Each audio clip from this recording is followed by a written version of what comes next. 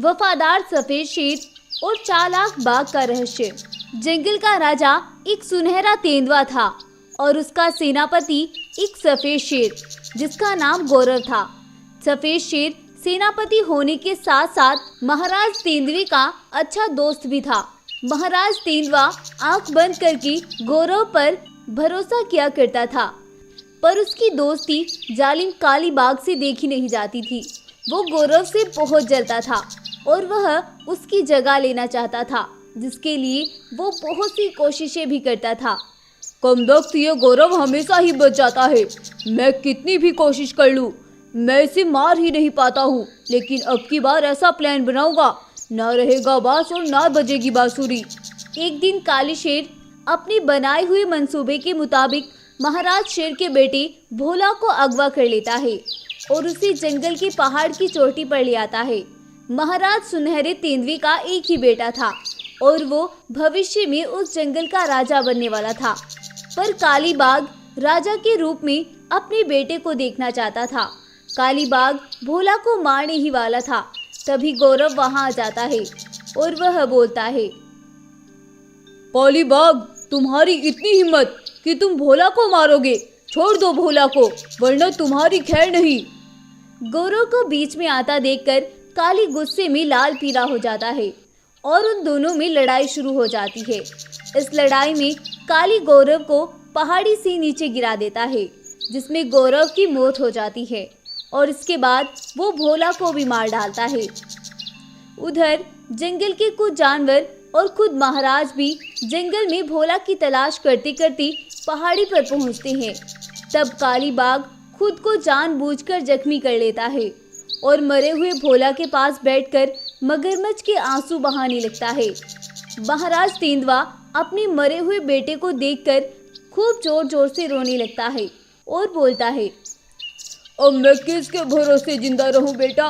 तुम मुझे अकेला छोड़कर क्यों चले गए? आखिर मैं क्या करूं? महाराज, अब मुझे माफ कर दे। मैं भोला बेटा को नहीं बचा पाया, पर महाराज, मैंने उस गद्दार गौरव को भी जान से मार दिया। उसने ही ये सब किया है।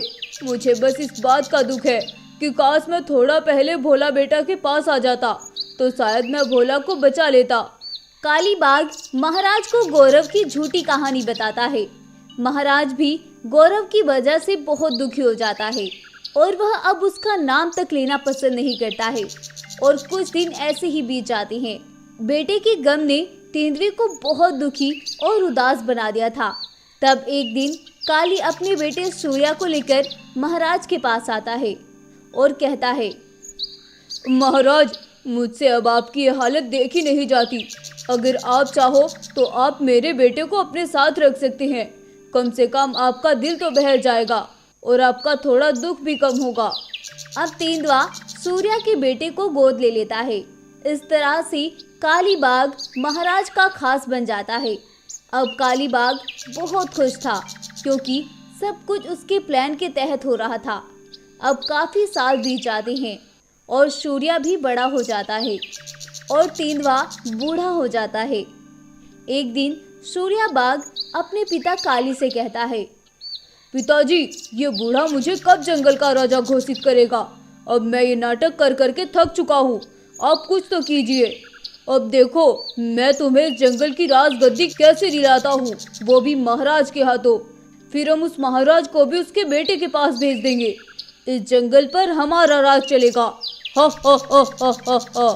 अब काली बाघ महाराज के पास जाकर अपने बेटे के राज्य को संभालने के बारे में बात करता है और महाराज तेंदुए से चिकनी चुपड़ी बातें करता है। अब तेंदुआ भी सूर्या को जंगल का राजा घोषित करने की सोचता है। राज्याभिषेक का दिन भी आ जाता है। उस दिन सूर्या को जंगल की राजगद्दी मिलने ही वाली थी कि जंगल में जोर की बिजली कड़कती है और उस बिजली के साथ गौरव पुनर्जन्म लेकर वापस आ जाता है। गौरव को वापस देखकर काली बाघ का सर चकरा जाता है। तब गौरव बोलता है, रुक जाओ महाराज, ये सूर्या जंगल का राजा बनने के काबिल नहीं है। काली बाघ, पहले तो तुम अपने मंसूबे में कामयाब हो गए थे, पर अब मैं तुम्हें किसी भी बात में कामयाब नहीं होने दूंगा। इसीलिए शायद भगवान ने मुझे दोबारा इस धरती पर भेजा है। मैं तुम मतलबी बाप बेटों को जिंदा नहीं छोड़ूंगा। गौरव के ऐसा बोलने पर सभी जानवर उसकी ओर देखने लगते हैं। अब गौरव पिछले जन्म का सारा किस्सा सभी जंगल वासियों को सुनाता है। अब काली और सूर्या दोनों गुस्से में आ जाते हैं और वो दोनों मिलकर गौरव पर हमला करने के लिए जाते हैं। उन दोनों को रोकता है और बोलता है, क्या ये सच है काली? मतलब तुमने मेरे बेटे और सबसे अच्छे दोस्त को मारकर सारा इल्जाम गौरव पर डाल दिया, और यही नहीं बल्कि अपने लालची बेटे को मेरा बेटा बनाने का नाटक किया, वो भी जंगल की राजगद्दी के लिए। अब महाराज चीता गौरव से माफी मांगता है और अब काली बाघ का सारा भांडा फूट चुका था।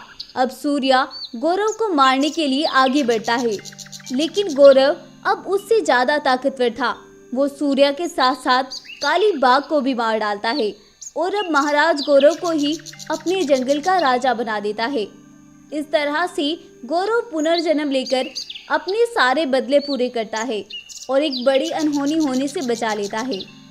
तो गाइस, आपको ये कहानी कैसी लगी हमें कमेंट करके ज़रूर बताएं, और अगर आपको ये स्टोरी पसंद आई है तो प्लीज़ इस वीडियो को लाइक करें, शेयर करें और हमारे चैनल को सब्सक्राइब भी ज़रूर कर लें। Thank you. माँ, मैं बड़ी होकर डॉक्टर बनूंगी। देखिए ना, जंगल में कितने जानवर बीमार होकर मर जाते हैं और उनका हम ठीक से इलाज भी नहीं करा पाते हैं। भालू हकीम अब क्या ही कर सकते हैं, अब तो बड़ी बड़ी बीमारियां होने लगी है।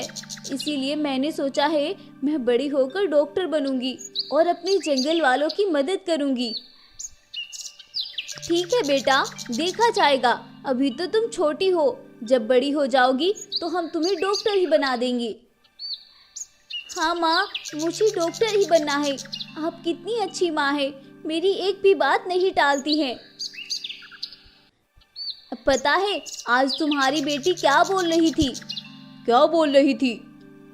कह रही थी कि उसे डॉक्टर बनना है और जंगल के उन जानवरों की जान बचानी है जो हर साल बीमारी से मर जाते हैं।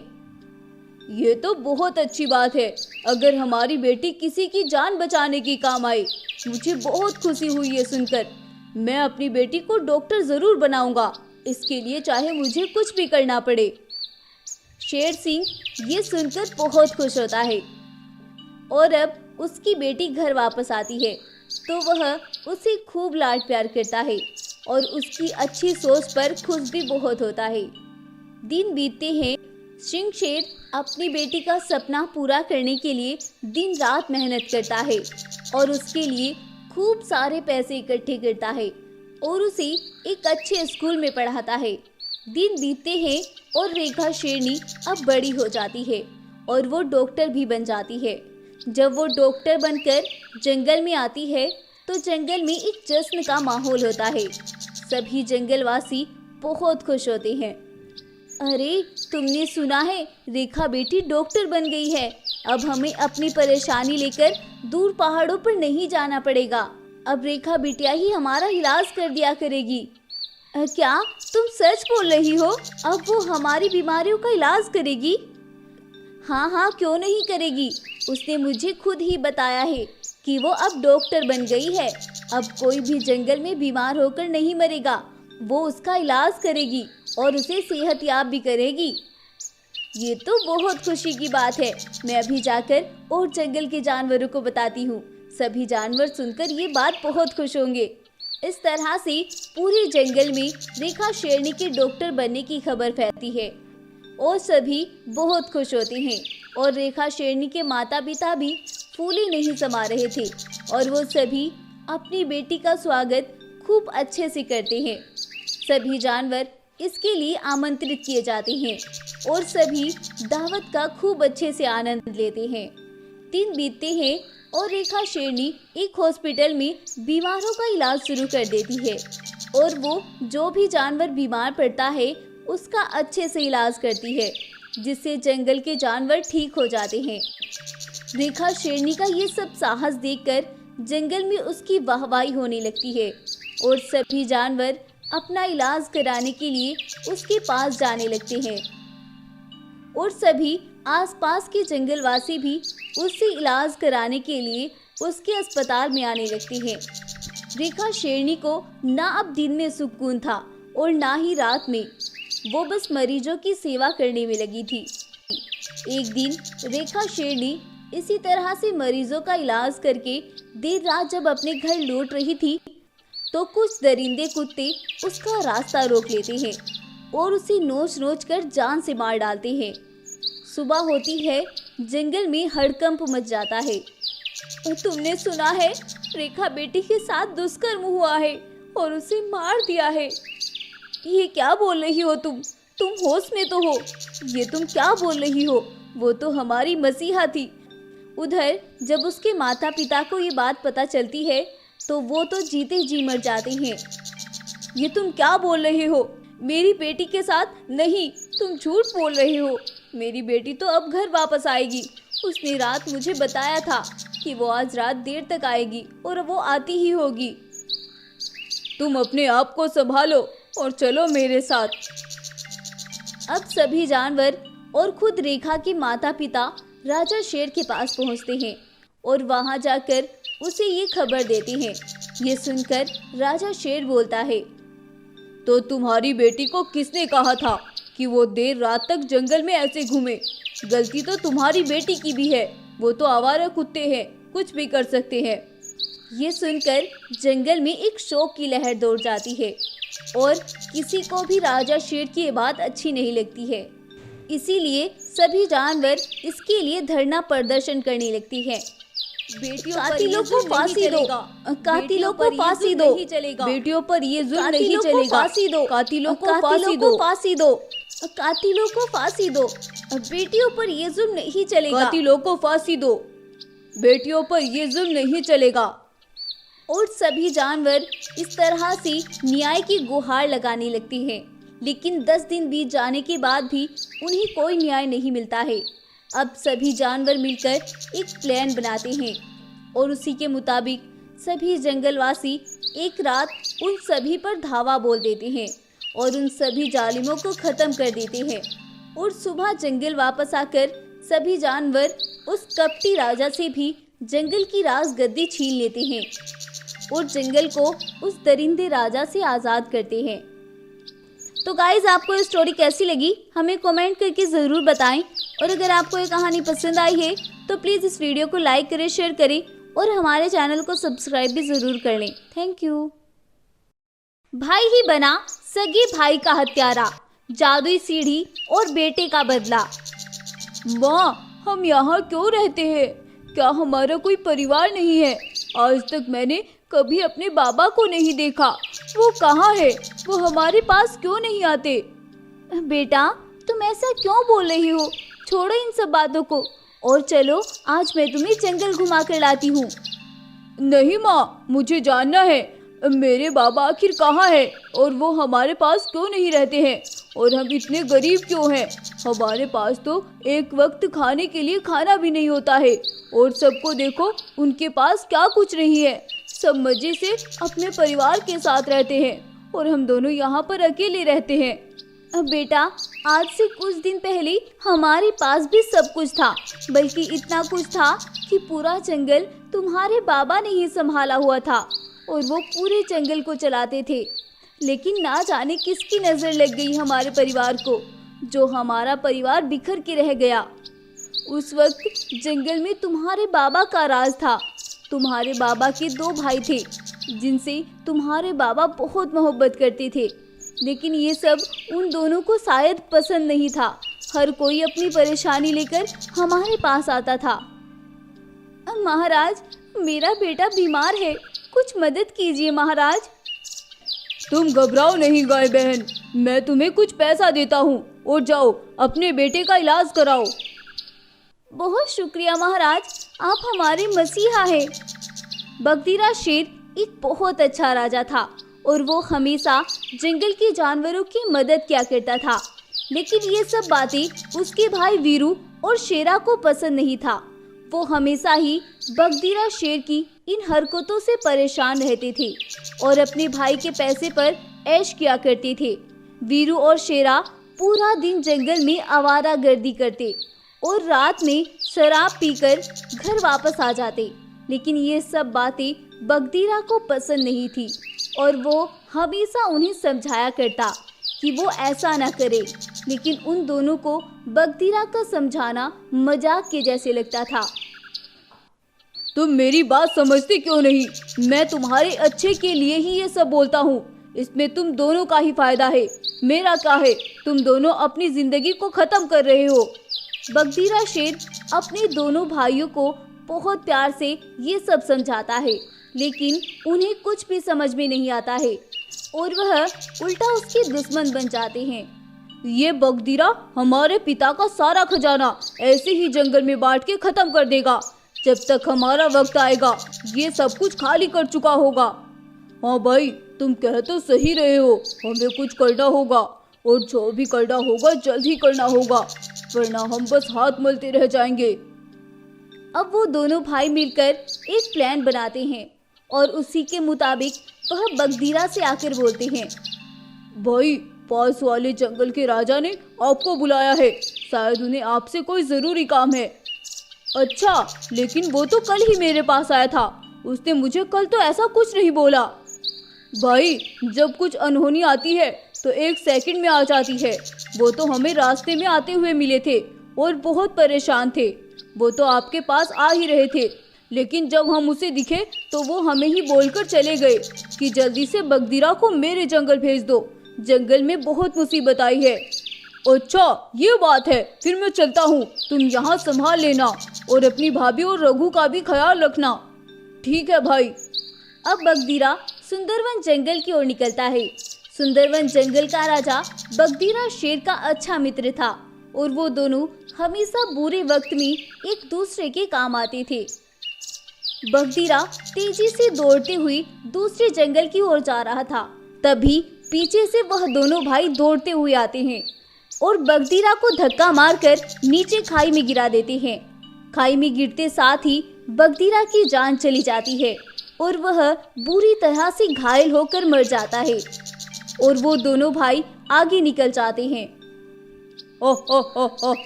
हमने अपना काम कर दिया, अब हमारे बीच में कोई नहीं आएगा। वो बगदीरा ही हमें हमेशा रोकता था, ये ना करो वो ना करो, और आज हमने उसे भी निपटा दिया। अब ये जंगल हमारा हो गया। एक भालू उन दोनों की बातें सुन लेता है और वो दौड़ता हुआ शेरनी के पास पहुंचता है। रानी शेरनी, जल्दी से रघु को यहाँ से लेकर निकलो। क्या हुआ भालू भाई, तुम इतने परेशान क्यों लग रहे हो? रानी शेरनी, मैं अभी अभी वीरू और शेरा की बातें सुनकर आ रहा हूँ। उन्होंने बगदीरा महाराज को खाई में गिरा दिया है और उन्हें मार दिया। अब तुम्हारी जान को भी खतरा है और वो जरूर तुम्हें और रघु को भी मार देंगे। आप यहाँ से चली जाएं रानी शेरनी, प्लीज जल्दी करें, वो दोनों इधर ही आ रहे हैं। जब भालू ने मुझे ये बात आकर बताई, मैं तभी तुम्हें लेकर वहाँ से निकल गई थी और तुम्हें इस खंडर इलाके में ले आई थी और उन दोनों ने तुम्हारे पिता के जंगल पर कब्जा कर लिया था, लेकिन मैंने आज तक उस जंगल को पलट कर नहीं देखा। मुझे तो बस तुम्हारी फिक्र है, उन्हें तुम्हारा पता न चल जाए बस। माँ, मुझे पिताजी के दोस्त सुंदरवन जंगल के राजा से मिला है, आप मुझे वहाँ लेकर चले। ठीक है बेटा, मैं तुम्हें लेकर चलती हूँ, चलो तुम मेरे साथ। अब वो दोनों सुंदरवन जंगल की ओर निकलते हैं और कुछ दूर चलने पर वो वहाँ पहुँच जाते हैं। शेरनी और रघु को देखकर गब्बर शेर खुश हो जाता है। अरे, तुम इतने दिन से कहाँ थे? मुझे पता चला कि बगदीरा को उसी के भाइयों ने मार दिया, और वो इतनी जालिम कैसे हो सकते हैं? अंकल, मुझे आपकी मदद की जरूरत है, क्या आप मेरी मदद कर सकते हैं? मुझे अपने पिता के कातिलों का बदला लेना है और उन दोनों को खत्म करना है। बेटा, मैं तुम्हारी वैसे तो कोई मदद नहीं कर सकता क्योंकि बूढ़ा हो गया हूँ, अब तो मुझसे ज़्यादा दूर तक चला भी नहीं जाता, लेकिन मैं तुम्हें एक ऐसा राज बता सकता हूँ जो तुम्हें इतना ताकतवर बना देगा कि तुम उन्हें ख़त्म कर सकते हो। रंगीले तालाब के पास 2 जादुई सोने की सीढ़ी है, तुम वहाँ जाओ और उसे अपनी परेशानी बताओ, वहाँ से तुम्हें मदद ज़रूर मिलेगी। लेकिन ध्यान रहे, वहाँ 2 सीढ़ी है, एक नरक में ले जा सकती है और एक स्वर्ग में ले जा सकती है। ये तुम्हें मैं नहीं बता सकता कि कौन सी सीढ़ी नरक में जाएगी और कौन सी स्वर्ग में, ये सब तुम्हारे अच्छे कर्म ही पता कर सकते हैं। ये सुनकर रघु नीले तालाब की ओर निकलता है और वहां पहुंचकर रघु को एक बाघ जख्मी दिखाई देता है और सामने वो 2 जादुई सीढ़ी नजर आती है। लेकिन रघु उस बाघ को देखकर रुक जाता है और वह बोलता है, अरे बाघ अंकल, आपको क्या हो गया? आपको इतना जख्मी किसने किया? बेटा तुम मुझे छोड़ो और देखो सामने 2 जादुई सीढ़ी है। तुम जो काम करने आए हो वो करके वापस लौट जाओ। नहीं बाघ अंकल, मैं आपको ऐसे नहीं छोड़ सकता। सालों पहले मेरे पिताजी भी ऐसे ही मर गए थे क्योंकि उनकी मदद करने के लिए उनके पास कोई भी नहीं था। लेकिन आपके पास मैं हूँ और मैं आपकी मदद ज़रूर करूँगा। अपना काम तो मैं बाद में भी कर लूँगा और आप मेरे साथ चले। रघु के ऐसा बोलते ही वह बाघ एक विशाल बाघ में बदल जाता है और वह रघु को भी बहुत सी शक्तियाँ देता है, जिन्हें पाकर रघु भी एक विशाल शेर बन जाता है। ये सब देखकर रघु बहुत खुश होता है और वह वापस गब्बर शेर के पास आता है और उसे आकर सारी बात बताता है। अब वह अपनी माँ को लेकर अपने बाबा के जंगल वापस आता है और वहां आकर वह वीरू और शेरा को अपने पिताजी की राजगद्दी पर खड़ा हुआ देखता है। ये सब देखकर उससे बिल्कुल भी बर्दाश्त नहीं होता है और वह बिना कुछ बोले ही उन दोनों को खत्म कर देता है और अपने पिताजी की राजगद्दी को फिर से उन जालिमों से आज़ाद करवा लेता है। अब जंगल के सभी जानवर बहुत खुश होते हैं और रघु भी बहुत खुश होता है क्योंकि उसे एक विशाल शरीर जो मिल गया था और उसके पिता का बदला भी पूरा हो गया था। अब शेरनी उस जंगल की राजगद्दी अपनी बेटी को ही सौंप देती है और जंगल फिर से खुशहाल हो जाता है और सभी अपने जंगल में फिर से खुशी खुशी रहने लगते हैं और ये कहानी यहीं पर ख़त्म हो जाती है। तो गाइज़, आपको ये कहानी कैसी लगी हमें कमेंट करके ज़रूर बताएं और अगर आपको ये स्टोरी पसंद आई है तो प्लीज़ इस वीडियो को लाइक करें, शेयर करें और हमारे चैनल को सब्सक्राइब भी ज़रूर कर लें। Thank you. अरे काशी बेटा, आते हुए जरा अपनी बहन को भी देखते आना। सुबह से निकली हुई है, अभी तक नहीं लौटी। उसे तो यही काम है, पूरा दिन जंगल में घूमना। ये कब तक उसे यूं जंगल में ढूंढता फिरेगा? उसे भी अपने काम है और वैसे भी वो काम से जा रहा है, थका हारा आएगा और फिर उसे ढूंढता फिरेगा। बेटा तुम वापस आ जाना, वो जब उसका मन करेगा आ जाएगी। नहीं माँ, आप ही कैसी बातें कर रही हैं? वो मेरी बहन है और मैं उसे लेकर ही वापस आऊंगा। आप फिक्र ना करें पिताजी, मैं उसे लेकर आऊंगा। काशी ये सब बोलकर वहां से चला जाता है। इसी बीच जंगल में भयानक तूफान आ जाता है और सब तहस नहस होकर रह जाता है। सभी जानवर अपनी जान बचाने के लिए भागते हैं और काशी की बहन रेखा भी अपनी जान बचाने के लिए अपनी गुफा की ओर दौड़ती है। तभी उसकी नज़र एक पेड़ के नीचे दबे हुए अपने भाई काशी पर पड़ती है और वह ये सब देखकर घबरा जाती है और वह चिल्लाने लगती है, अब बचाओ, कोई मेरे भाई को बचाओ, अब बचाओ, कोई मेरे भाई को बचाओ। रेखा चिल्लाती रहती है लेकिन उसकी मदद करने के लिए कोई भी वहां नहीं पहुंचता है और वह जैसे तैसे करके अपने भाई को वहां से निकालती है और उसे लेकर अपनी गुफा पर आती है। पिताजी जल्दी से भाई को बचाओ, देखिए ना इसे क्या हो गया। हाय, ये क्या कर दिया तूने? कमबख्त मारी, मैंने पहले ही मना किया था कि उसके पास इसे ना भेजो, लेकिन कोई मेरी बात नहीं मानता है। चली जाओ यहाँ से, मैं तुम्हारी शक्ल भी नहीं देखना चाहती। तुमने मेरे बेटे को मार दिया, चली जाओ यहाँ से। माँ, मैंने तो, मुझे कुछ नहीं सुनना, तुम यहाँ से चली जाओ बस। बाबा आप ही समझाए ना माँ को, मैंने कुछ भी नहीं किया।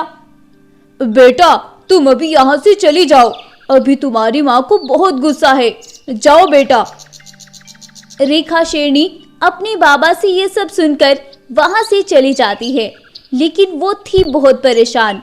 अगर आज मेरी माँ जिंदा होती तो वो कभी मुझे इस तूफान में ऐसे ना निकालती। अपनी माँ तो माँ ही होती है, माँ जैसा कोई नहीं हो सकता। अब मैं कहाँ जाऊँ, क्या करूँ मैं? इधर रेखा शेरनी अपने लिए परेशान थी और उधर शेर और शेरनी अपने बेटे के लिए परेशान थे, क्योंकि काशी बहुत जख्मी हो चुका था। अब तो जंगल में बारिश भी शुरू हो जाती है और भालू हकीम काशी का इलाज कर रहा होता है। घंटों बीत जाती हैं और रेखा शेरनी जब बढ़ती बारिश को देखती है तो वह एक खंडर गुफा के अंदर शरण लेती है और रोते हुए बोलती है, क्या करूं मैं?